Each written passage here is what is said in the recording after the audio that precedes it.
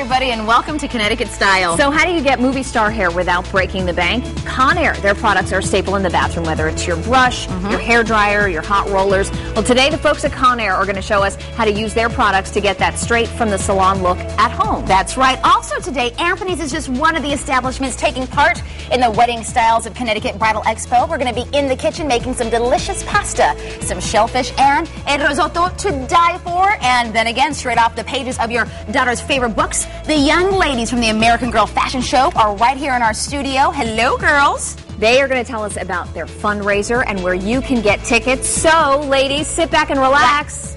You're having lunch with style. Good job.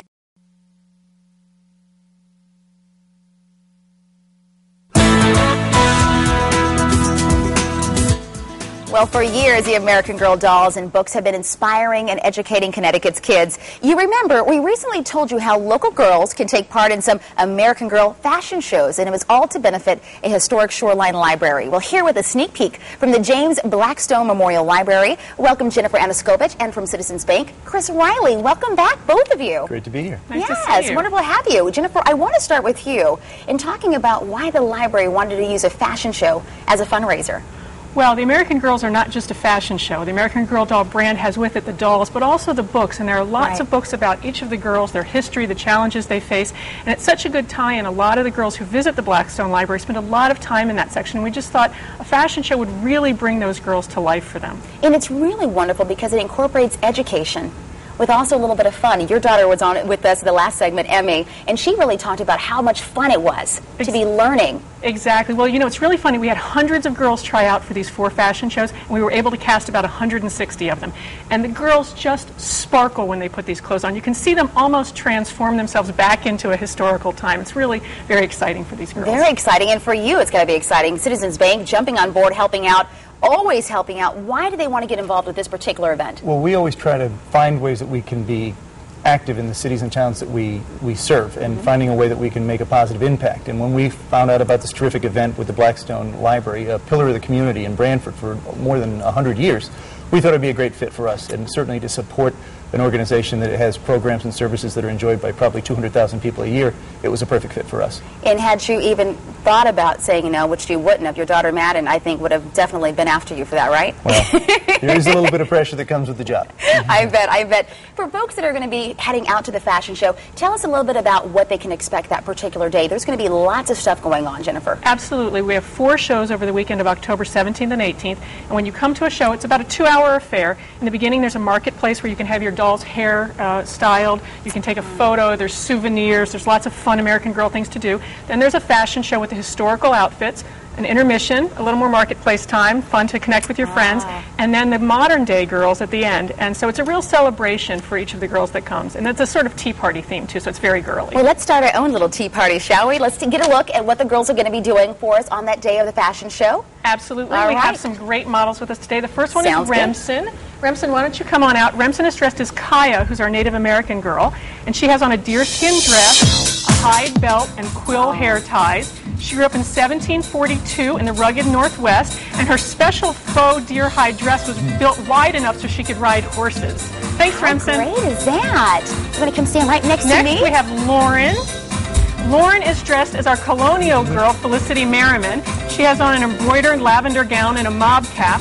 And back in 1774, Felicity wore dresses for work and for play. She always dressed like a miniature version of a grown-up. Thanks, Lauren. Lauren, great job. Come on over. Next, we have Emmy. Emmy is dressed as Kirsten Larson, who was an immigrant from Sweden. Back in 1854, she lived in Minnesota on the frontier, and she had only 1 or 2 simple dresses. So you can sort of see at the bottom, there were things called grow stripes, which would be let out as Kirsten got taller. Thanks, Emmy.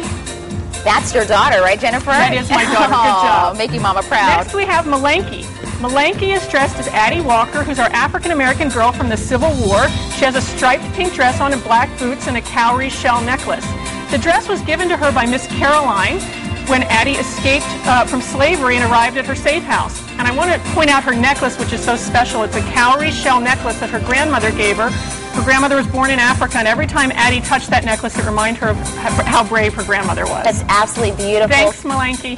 Great job, Malenki. Next, we have Keely. Now, Keely is dressed as our newest American girl, Rebecca Ruben.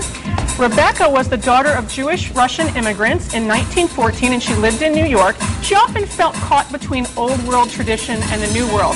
You can see she had on a drop-waist dress, and at the time, those dresses were built a little wider so kids could be more active in their play. Oh, I love Thanks, Keely. They're so fashionable, too, huh, Chris? Jennifer, geez. Yeah. Great job. And Paige is dressed as Kit Kittredge from the Great Depression.